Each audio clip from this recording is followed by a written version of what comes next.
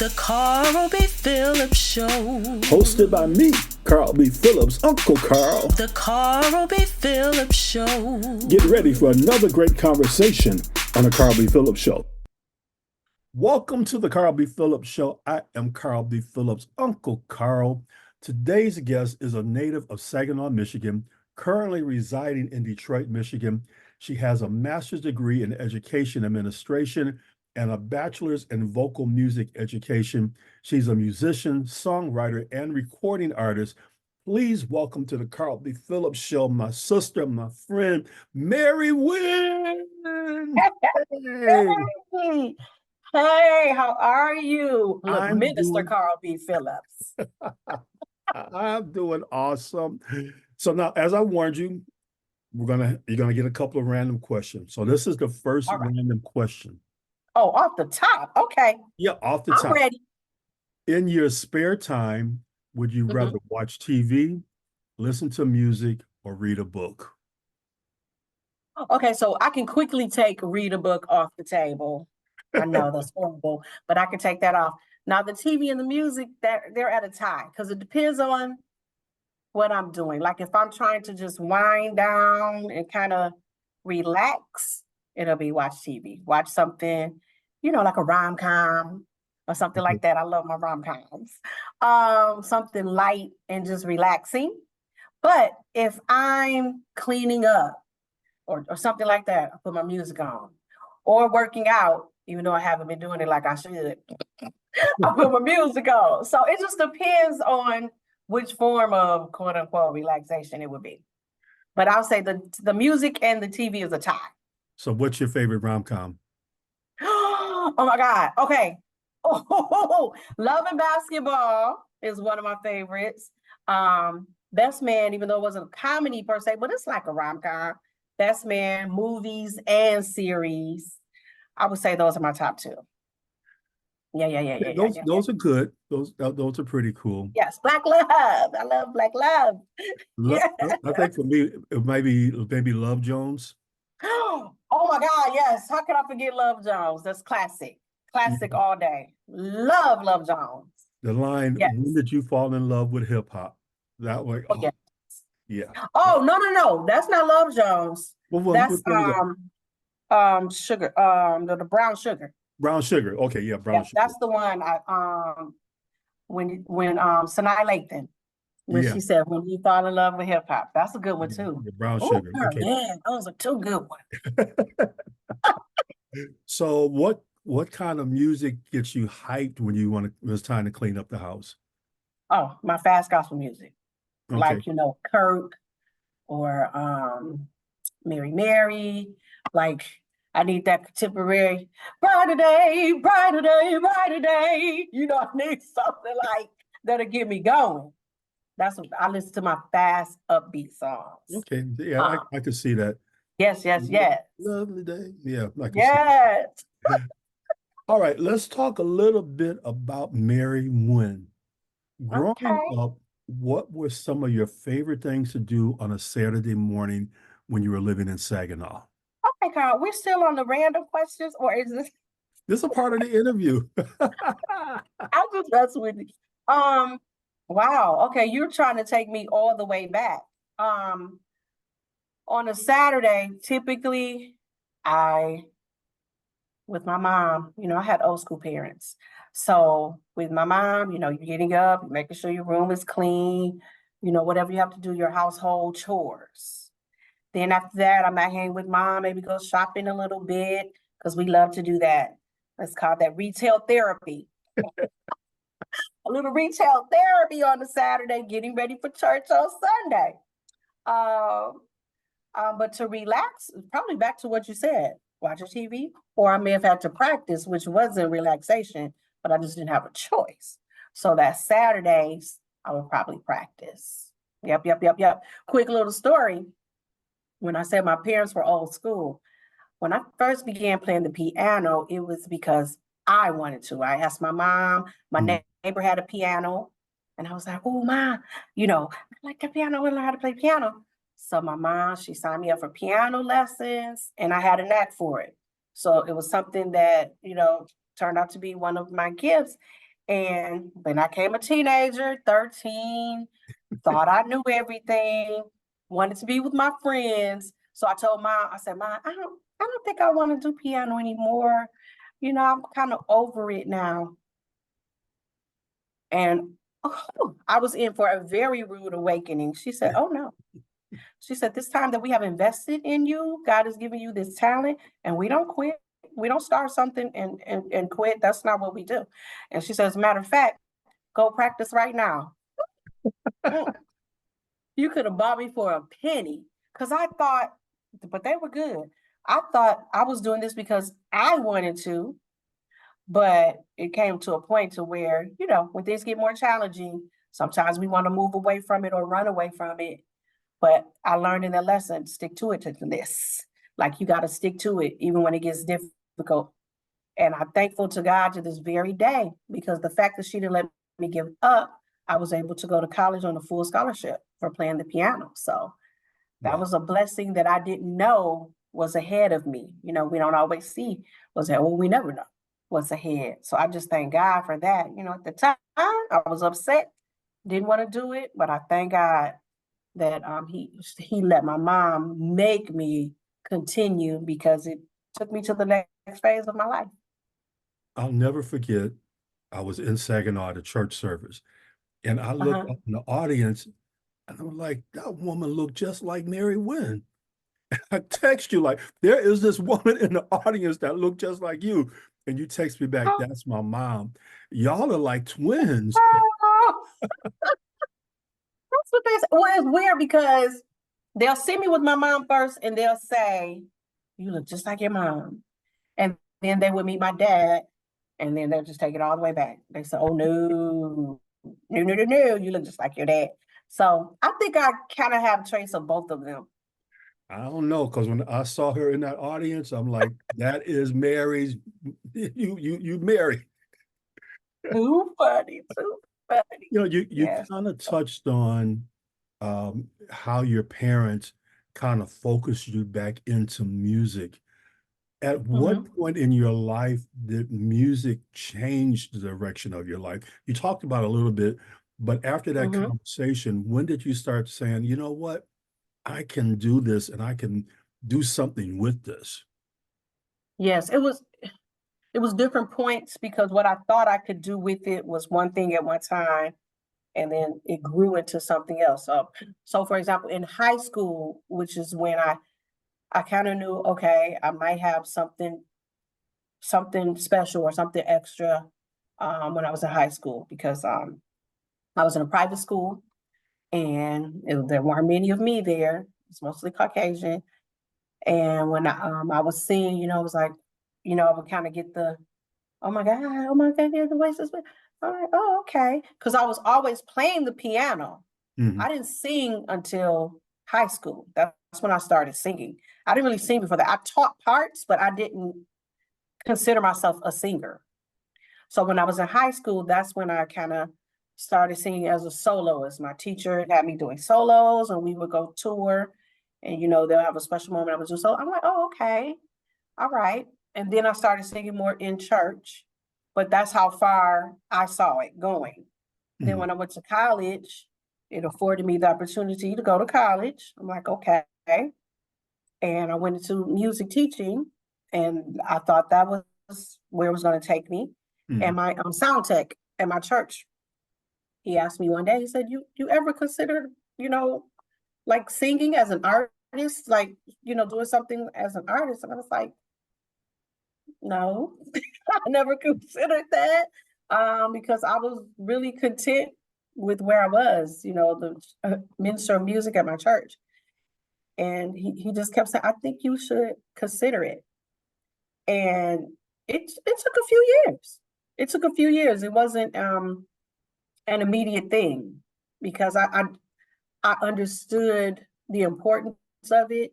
And we're talking about a music ministry, like such as being a songwriter and a quote unquote artist, if you would. I just knew that carried a different weight, or a different responsibility, or a higher level of responsibility. And I finally accepted that was the direction that God went.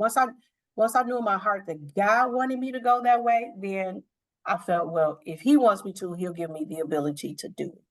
So it took a couple of years. And then I finally started, like, let me try this. Just started writing. And then that's when you start to see the different pieces of your life. The piano teacher, the college, the working at church, because I had to use all three of those areas of my life to get into this world of music entertainment, if you would. So yeah. One of the things you kind of touched on in high school was being a person of color and a woman. For a person of color that is a woman that may hear this interview, how were you able to overcome the challenges that you ran into being a woman, being a musician, being a person of color? That was interesting. And you're one of the first people to ask me that, now that you say that, because I have said before many times, there aren't many female musicians or female pianists, especially in the gospel world. If you think, it's mostly male. And typically it's kind of like, oh, you play? Because I would go and sing somewhere and they would see me come to the keyboard. And it's like, oh, okay, you play. All right. And so I had to learn how to navigate that along with the cultural, racial differences in high school. Actually, it started in middle school because my mom put me in private school from 8th grade and then all of high school. And it was an adjustment because I went from all African-American school then to a mostly Caucasian school. And it was an adjustment socially, academically, and in that creative space, because you're kind of, what's the word I'm looking for? The expectations are not the same for you. And then when you meet or surpass those expectations, you initially get the shock, kind of like, oh. And then you get the questions of, well, what did you do? Or what school did you go to? How did you learn how to play? How did you learn how to read music? Because many of our musicians, they play by ear, which is awesome. Because I wish I had a more advanced level of playing by ear. I play by ear, but only basic chords. I mostly read. I read my music. So I get those types of questions, like I said, because the expectation was different. But you just do you just do what you have been prepared to do. And then when the questions come, you just answer them and just, it's just like more my actions. I just kind of let my actions and my gifts speak for itself. And then if they ask questions, I'll share, but I don't give the information right away. Because a lot of times that mystery is good too. People don't have to know every single thing about you, but I just got a lot of the curiosity, a lot of that. And sometimes it was difficult to deal with because it's like, why is it a shock, that I'm able to do this? So I had to get past that and kind of work through that and say, well, maybe God put you in this place so they can see a difference. Right. Everybody's not the same. Just, we're not a monolith. Everybody's not the same. Everybody has different gifts, talents, abilities, all that good stuff. So it was a challenge initially, but once again, it prepared me for college, because when I went to college, it was a much easier transition for me because I dealt with that from 8th through 12th grade. So it is a challenge. Speaking of college, you received a full tuition talent scholarship to attend Wayne State University. Yes. Back to what I was saying, because I continued with that, and my teacher, Riley Dennett III, I miss him dearly. Rest in peace, Mr. Dennett. But he was really avid about me knowing how to read music. Like every time I would go for my piano lessons, I would have to sight read something just on the spot. He'll put a piece of music in front of me, boom, play it. Put a piece of music in front of me, boom, play it. That benefited me too in college, because in college, at the end of every semester, we would have what's called a jury, where all of our professors would sit in a room and we would have to perform 2 songs for them, one in a foreign language and then one, in the English language. And they would have to have an accompanist, all of the vocalists. Well, that was a nice little gig for me, because the vocalists had to pay. They had to pay the musicians to play for them in the juries. So I would just rack them up. I was racking them up at the end of the semester because I didn't have to take time to learn the song because I could pretty much read it on sight. Or if somebody was playing for somebody else and for whatever reason they weren't able to show, I was the one, Mary, can you play for me? My pianist can't come, blah, blah, blah, blah, blah. I'm like, oh, I got you. So it's like, my whole point in saying that is many times in life, we have to do things that at that moment just bugs us or feels like a burden. And that can turn out to be the one unique thing about you that makes you stand out from the crowd.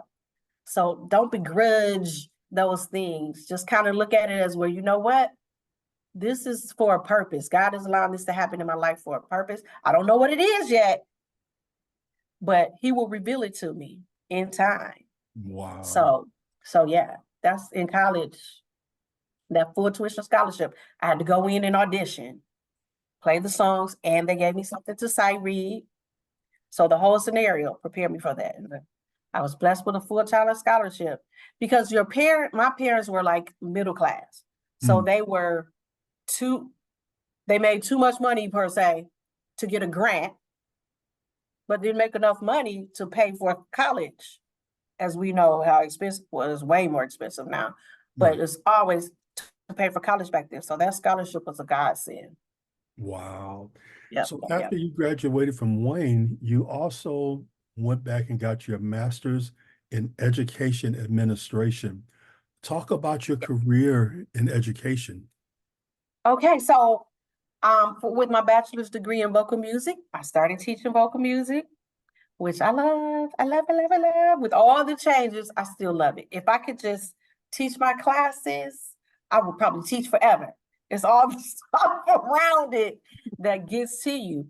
But I decided to go back for my master's in administration in case, later in life, I wanted to go into administration, like a principal, assistant principal, or something like department head. But the more I got into the program, I knew that wasn't something that I wanted to do. I just prefer being in the class with my kids.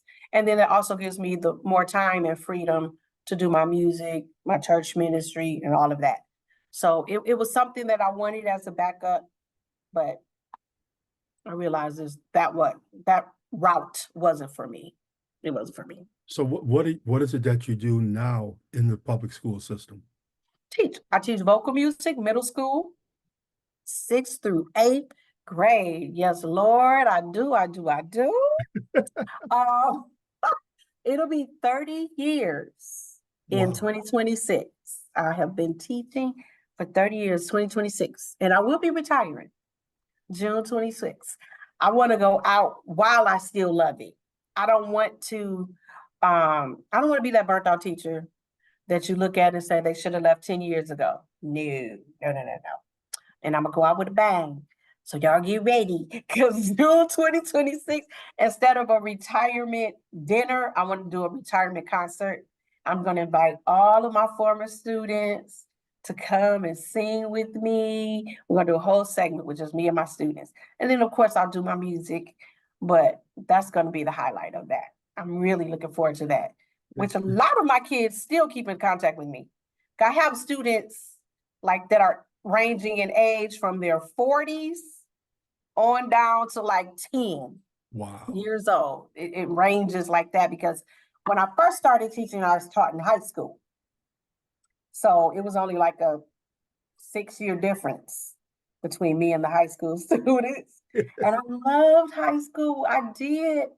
I taught in Detroit, but I ended up going to Southfield to teach, and they didn't have any high school positions open. So I took the middle school position, and now I prefer middle school. So you remind me of one of my favorite movies, Mr. Holland's Opus. Oh, wow. So you're going to have a Mrs. Wynn Opus when you retire. Oh, come on. And it's crazy because a lot of my kids contact me on Facebook, Instagram, all of that. And I told them, and they were like, Miss Wynn, we're ready. Like, why we got to wait till 26? So, yeah, I'm excited. I'm curious to see, like, how many are actually going to show. because that's really going to tell me something. And I'm not saying because somebody doesn't come, it doesn't mean they don't care, but it'll just show you. Like, I don't want to wait until, I'm gone and I can't enjoy that time or to see that, oh, I made a difference in their life, just a small part of their life. And I'm doing it more so for that than for me retiring. I just want to see all of them together because it's nothing like hearing young people's voices. There's like a joy and a sound that they have. Well, And with I 30 know somebody years, else. their voices may have matured a little bit. Very true. Some of them are artists, phenomenal artists. So yes, like I said, it ranges from 10 years old until mid 40s. Wow. All right, Yeah. time for another random question. Uh-oh. What are your favorite pizza toppings? Oh, okay, that's easy. My husband makes pizza, and I'm trying to convince him to start his own pizza business because everybody who has the pizza is like, when are you making another one? So he makes the ground beef, but see, his is better than at the restaurants. He seasons the onions, the green peppers, and cooks it in with the ground beef, so it's not raw. Mhm. So I like the ground beef, and I like pepperoni. And yes, it's meat. I know it's not good, but the bacon, ground beef, pepperoni, bacon, and then I do my the green pepper and onion that's grilled in with the ground beef, and that's my favorite. Oh, Okay. mushrooms! Don't forget the Mushroom. mushrooms. Yeah, Yes, yes, yes. I'm not a mushroom fan. No, I can. Oh, yeah. Well, see, grilled. Don't eat. They have to be grilled too. Try them grilled When I was in elementary or school, sautéed. my science teacher told me that mushrooms could kill you, and I have never ate a mushroom. He was talking about wild mushrooms. Right, that would deter me if that's my first introduction to it. But I I'm have, telling you, it's good. even Especially though those portobello mushrooms. my ex-wife told me that I ate mushrooms and I didn't realize it because she was cooking with them. I'm telling you, they're good. It just gives a little texture. No, I'm good. I'm good on that. Now you a foodie now. You know you eat mushrooms. I will go someplace like if I'm doing a beef stroganoff and they have mushrooms, I will sit there and really pick the mushrooms out of the beef stroganoff. Mm-mm. Too Yeah, funny. yeah. All right. All right, let's talk a little bit about music. You and Yes, I sir. we met each other being a part of the Rena Clark Cole Singers and Musicians Conference Choir. Talk Yes. about the experience of being a part of Dr. Cole's choir and a part of her conference. Wow. I wish to this day that we all could get back together like for a concert. It was one of the best and most unique experiences I've had. And the reason I say that is because typically at church, you have about maybe 4 or 5 or your 6 strong singers.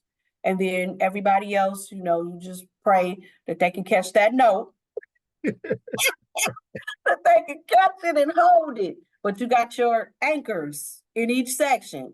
Well, the Dorinda Clark Cole Choir was the first time I had an opportunity where you had those best singers from all the different churches in the community together. So it was like, when we're learning songs, you can take it to another level because you're not spending all the time on, no, it's this note. You know what I mean? Because Right. we're going to get that note. So now it's all about nuance and then how we're going to sing that note, how we're going to execute. So I just love that so much. The camaraderie. That's what I loved the most. And then meeting people like you that I have seen over the years or kept in contact with, or even if I don't see them or talk to them every day, when you do see them, it's like, hey, like, how you doing? It's just like, I just loved being around people of like minds and gifts and talents. It was phenomenal. You also won an award during the conference, one of the conferences. Oh yeah, you remember that? She had the what was it called? The Gifted and Talented or something showcase. It was some type of showcase, and the soloist category. I won the award for the soloist category, and I was nervous because the judges with Dr. Brenda Clark Cole, Karen Clark. I mean, you're talking about the best of the best. You're talking about legends. Karen Clark Cole. I think Jay Moss was one of the judges, who's a beast. Right. I can't remember who the fourth judge was. So, you have to stand up and sing in front of that caliber of singers. It is something. So the fact that they thought enough to do that and give me that award meant more than any other type of award, because it's coming from people that I've loved and listened to all my life. Yes. So when you think about your personal career, you launched your recording career in 2004 with the release of Take One Look. How did that project help to introduce Mary Wynn, the artist? Okay. I'm always transparent in my interviews, Carl. So I'm going to continue to be with this answer. Honestly, I was not prepared. Okay. I wish that I would have taken more time to cultivate being able to, so for example, singing in your church every Sunday is a totally different thing than going to like the gospel music workshop, singing for radio hosts, or going to another church, because that audience doesn't know you. Right. You're trying to, present yourself to them. And I just wish I had more time preparing for those different situations. Yes, I knew the art, I knew about singing, but it's just so much more to it. Being able to translate who I am as an artist to those people. I wish I would have had more time just to cultivate and develop that before I got out there. But I was with an independent label at that time, and unfortunately, things couldn't go all the way I wanted them to. So it was a learning lesson. I thank God for the opportunity, because I learned about those things, as I was just saying, but I feel like you only get one chance to present yourself the first time. And I just didn't feel like I was able to present my best self at that time. But you grow and learn. You grow and learn. So I am thankful for that.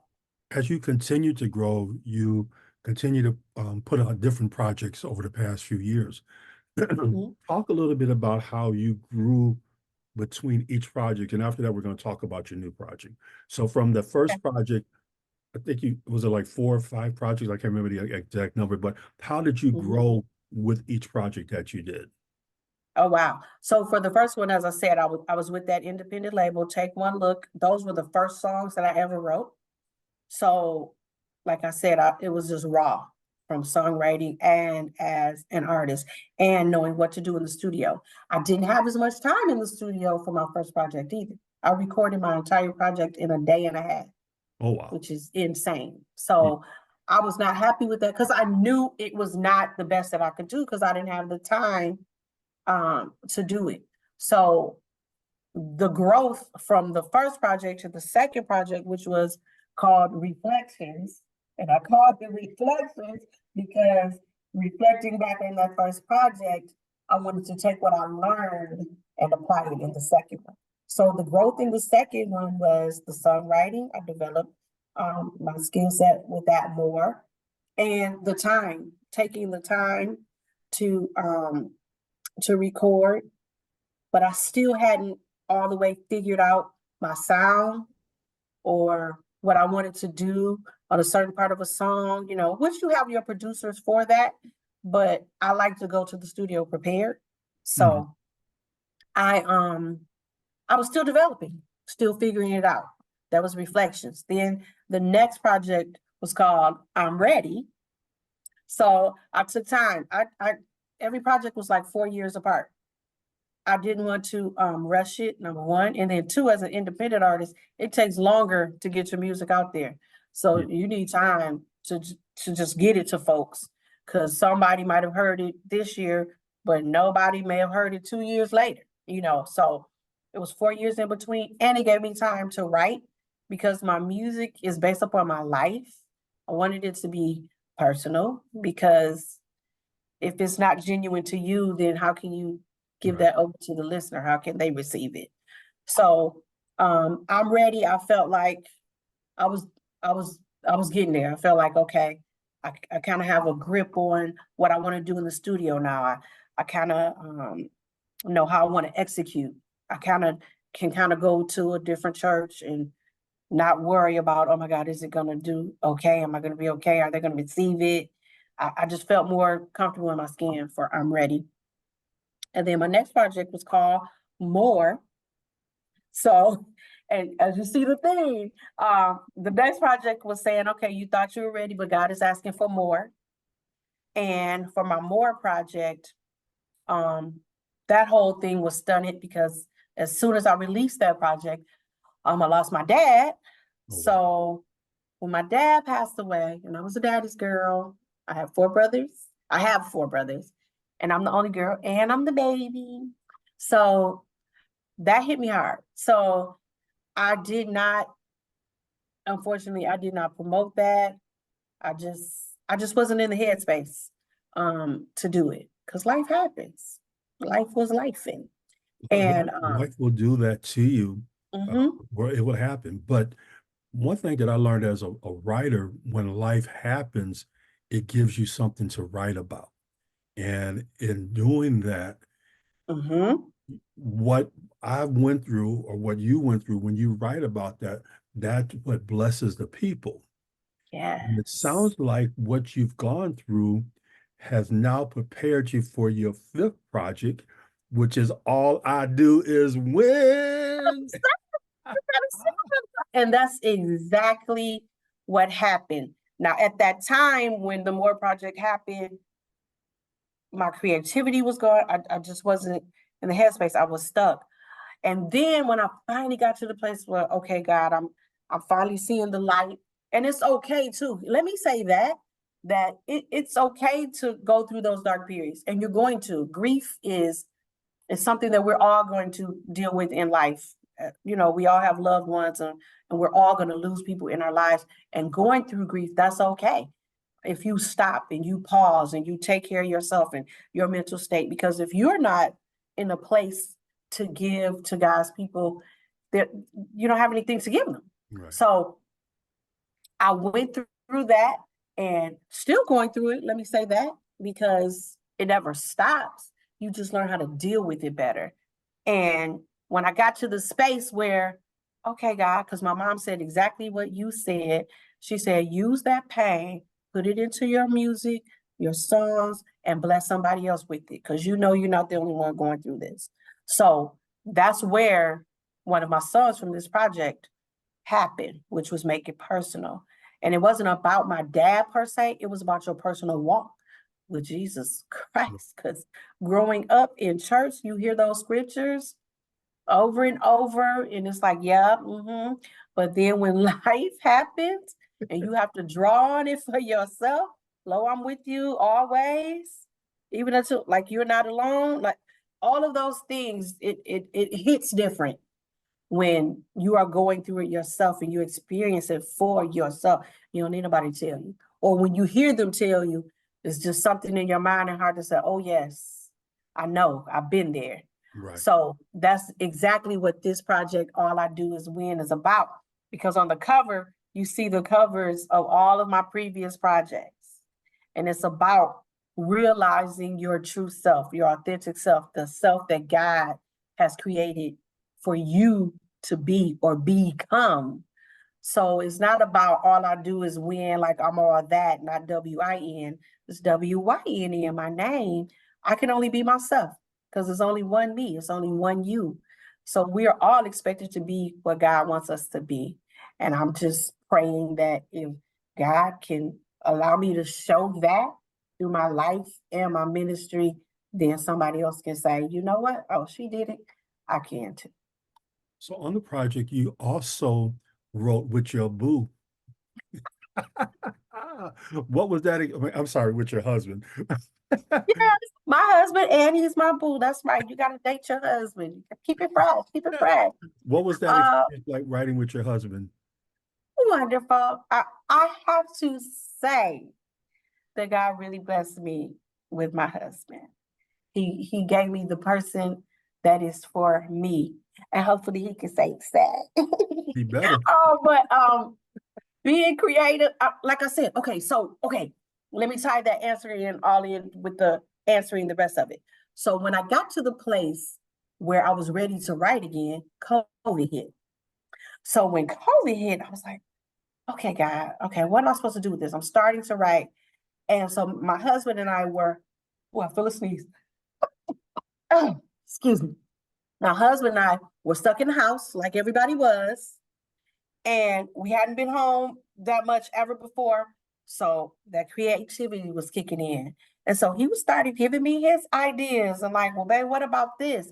Or this concept or this line in the song. I'm like, I'm gonna have to put you down as a songwriter, sir, because you know how sometimes you get stuck. It's really nice to collaborate because Right. sometimes you get stuck and it's like, okay, where can I go with this? Or what melody or what lyric? What's the best lyric here? No, that one don't.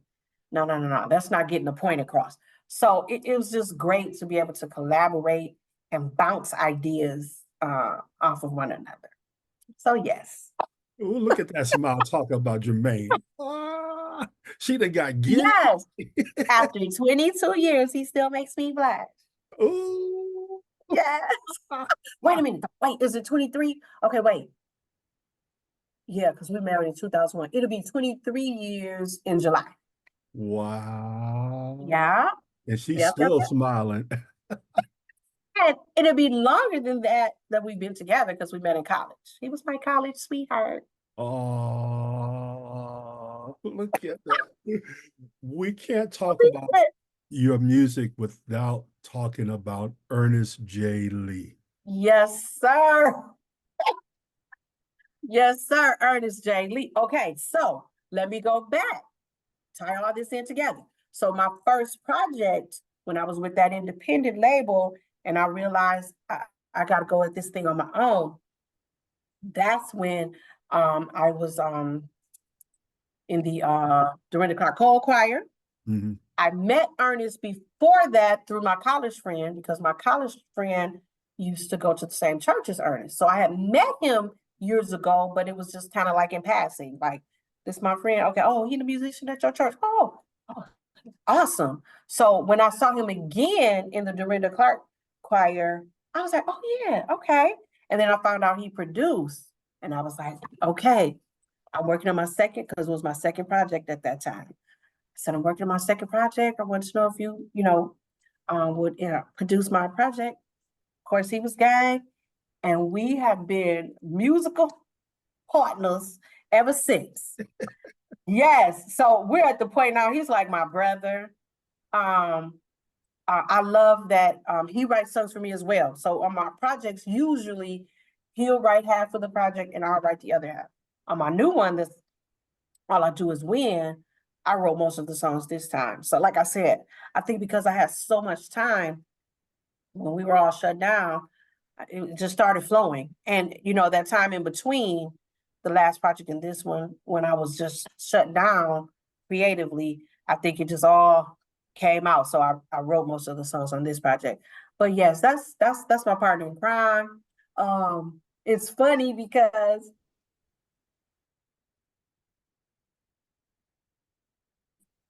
which is good because we're both passionate about the music. Because I might have this fixed idea in my mind of what I wanted it to sound like. Mhm. And then he comes in with his creativity, his ideas. It's like, no, Mary, you got to hear, just trust me. Just trust me, Mary. You got to wait till I do this and do that. And then after he'll put it together, I'm like, okay. All right, yeah, I guess you are right. I guess you know what you're doing. But no, he pushes me, challenges me in the studio, If I go in there, if I'm thinking I'm doing this line, he's like, oh, you trying to sing you cute. I don't believe nothing you saying, so he trying to challenge me. I'm like, oh, okay. I So got you. yes, yeah. So he knows how to get me going, but that's my guy. That's my You're guy. one of the singles from the project is called You're Not Alone. Yes. What is the story behind that song? Mm. So as I was saying, it was coming from, actually one of the darkest times of my life. Dealing with the grief of lost my dad. You go through all of those first birthdays without them, first Christmas, uh Thanksgiving, just all of those things where you're just used to that person being there. Right. And like I said, one of the things that I learned was you're not the only person going through this. Draw from those who have been through it, and then take what you have experienced, put that together, and then share that with God's people because they need it too. And you're not alone. It's just reminding you when you're in those darkest times in your life that He is with you always. He promised us that. And he will not go back on His word. And, it's like a lot of times, especially in church, sometimes we over spiritualize stuff. Like, when God said, and, all of those things. But when you are going through and you don't have anybody else there, you don't have the clapping of the hands, you don't have the musicians, you don't have somebody egging you on. You have to draw from what has been instilled into your heart and your spirit. And I just wanted to let everybody know that you are not alone, no matter what you're going through. It doesn't have to be the death of something. Right? It could be loss of a job. It could be a divorce. It could be a loss of a friend, as far as that friendship being over, or whatever it is. We're all going to go through those different things in life. And a lot of times just knowing that somebody else went through it and they overcame it, that encourages you to let you know, okay, so if they did, I can too. So that's what You're Not Alone is about. Wow. So how can people get your music? How can they contact you? And how can they follow you on social media? Yes. Okay, so I do have a website, and I know they say that, people don't really do that anymore, but I do. MaryWynn.com, MaryWynn.com. And then the links to all of my social media outlets are there, but I'm on Facebook, Instagram, TikTok, even though I joined TikTok late. I was late comer to TikTok. I admit, guilty. But all of those links are there. To contact me, you can from there as well with email, or marywynn@gmail.com, or Gospitality Music, GOSPETALITY. So instead of hospitality, Gospitality, but with the E, because gospel is GOSPE. Gospitalitymusic@gmail.com. I have really enjoyed this conversation with my friend, Mary Thank Wynn. you. Make sure you get her new project is out now. All I do Plan. is win. Yeah. All I do is win. Go download it, go stream it, let someone know about it. Go follow Mary on her social media platform. Reach out to her, let her know how the project is blessing you. And as we close, Mary, speak to someone who you kind of touched on a little bit about someone that feels alone. In about a minute, kind of just speaking to that person's life right now.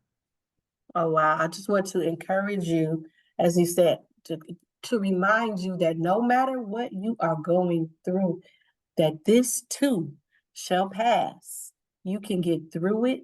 God is there. Nothing in our life happens that God doesn't already know about. So He will hold you in those darkest hours of your life, and He will get you through it. I'm a witness. Lord Jesus, I am a witness that He can and He will. And it may not be at the time, that you are asking for, because a lot of times we want God to fix it right now, or we want that pain to go away right now. And even if it doesn't, it's okay. It's okay, because you'll still get through it. And then you have that testimony that gives you that power behind your testimony, because when you're speaking from personal experience, people feel that, people are connected to that. They know, as they say, game recognizes game. They know when it's coming from your heart. So even in those darkest times, praise him anyway. Praise him in advance, knowing that God is going to get you through it, and that testimony will be able to help somebody else. Wow. Thank you so much. Again, guys, thank you for tuning into the Carl B. Phillips Show. And as we close, I like to use my favorite saying: remember to work like you don't need the money, love like you've never been hurt, and dance like no one's watching you. God bless until we have an opportunity to meet again. Go get Mary Wynn's project right now. Yay! The Carl B. Phillips Show. Thank you for listening to the Carl B. Phillips Show. For more information, go to carlbphillips.com. The Carl B. Phillips Show. Follow Carl B. Phillips on Instagram so we can stay in contact with each other.